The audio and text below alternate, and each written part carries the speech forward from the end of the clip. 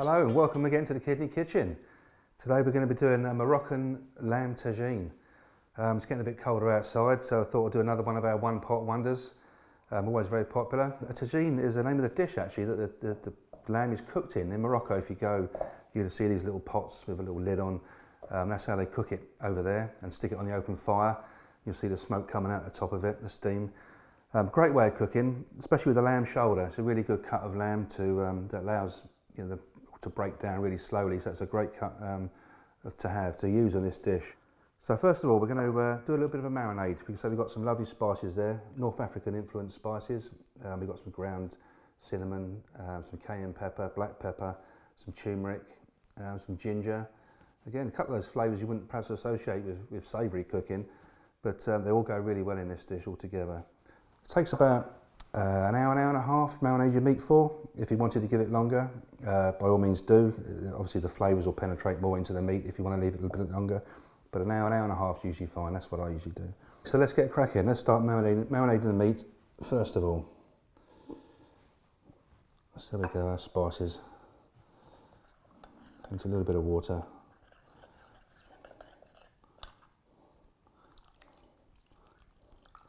Okay, so there we go, the water and the spices all in there. And let's mix that with our meat. Make sure it's all really well covered. I wish you could smell them now because they smell really great even just like this. There you go, you can see it's sort of bite-sized pieces of lamb I've got there. The butcher diced it for me.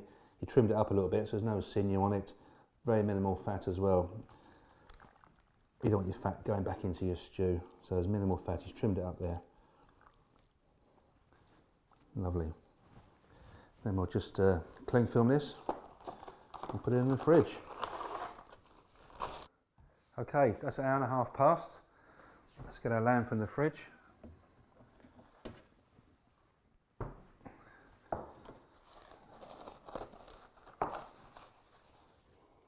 Oh yeah, smells really good.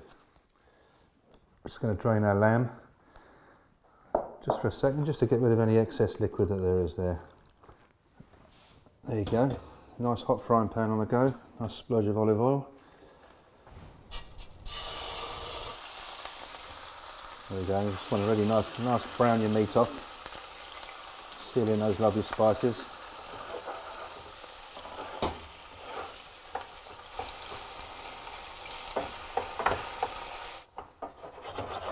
And there you go, the meat's browning off nicely, and you can smell it's lovely as well. You can really smell the spices now in the frying pan.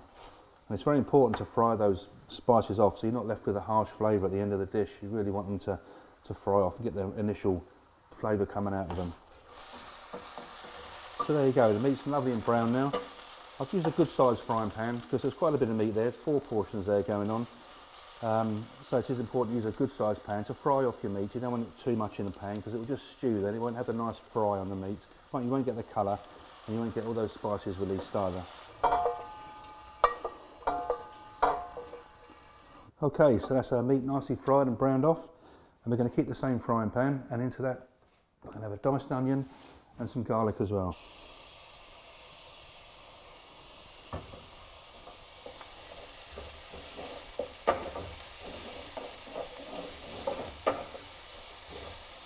Again, just a minute or so to those, just to soften the onions and the garlic. Fried in the same pan, a little bit of fat came off the lamb, so you had a little bit enough fat in there to fry your onions. And then you want to scrape the bottom of the pan just to get all the goodness off the bottom as well. And we're going to put those in with the lamb.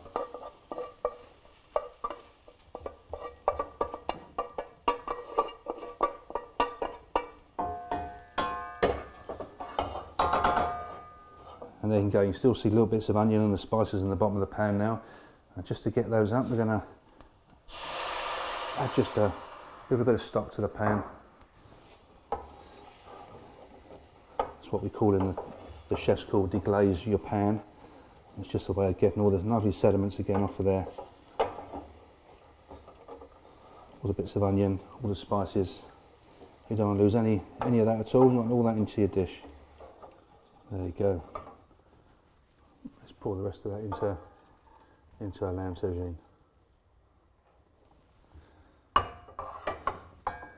And then we'll just top it up with the rest of our stock that we got. There you go, so as you can see it's just about covering the lamb, and we'll leave that now to cook with a lid on for about an hour and a half. Okay, tagine's been on an hour and a half now. I've just tasted it, it's cooked, so it smells really good as well, tastes really good.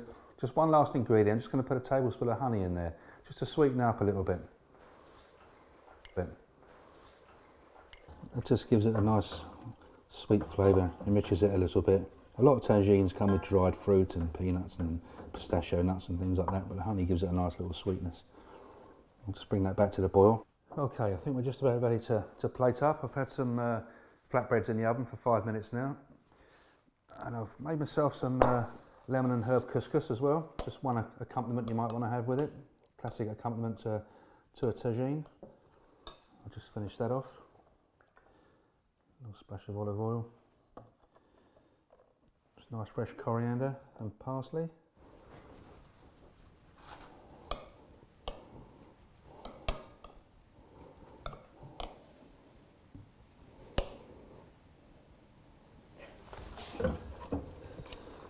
And there's a tagine itself.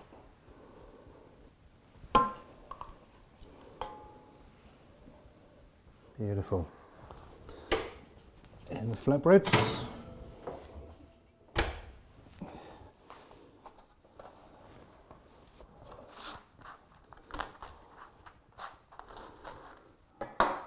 There you go, I think that looks great. And there we have it, a lovely bowl of spiced lamb Moroccan tagine. Just need Angelina, our dietitian here today, to come and give it a try, see what she thinks. Thanks. How you doing? Yeah, good. This looks great, doesn't it? Lovely plate of food, isn't it, I think? Lovely. Yeah, look at that. Really hearty. Great. Can I try some? Yeah, absolutely. Have a go first. Yeah. Yeah. Then I'll ask her what you think. I'll get a different answer. Yeah, I made some lemon and herb couscous, but that's only sort of one of the ingredients, accompaniments you can have with it, isn't it, as well? Yeah, that's great. I'm thinking perhaps rice you can have Bit of with that. yeah, absolutely, yeah. Mashed potato? Yeah, boiled potatoes. Boiled potatoes, yeah, all great. Yeah, and it's nice with the flatbread as well. Bit of flatbread. But it'd be really nice with some veg. Yeah. Yeah? Yeah. Some broccoli or something, or some French beans or something like that. Broccoli, French beans, yeah, give it a bit of colour. Yeah. Try some of this sauce as well. A bit more of that, because that's great. It's a good dish, yeah, it's a good winter dish.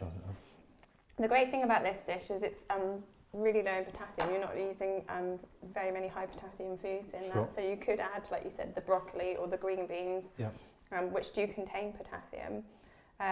Perhaps by adding more veg, you could have slightly less couscous or have one or the other couscous or flatbread. Gotcha. Yeah. There's no tomatoes in the dish at all. There's no no dried, no dried fruit, no nuts like you said earlier. You normally put those in. So it's great. Yeah.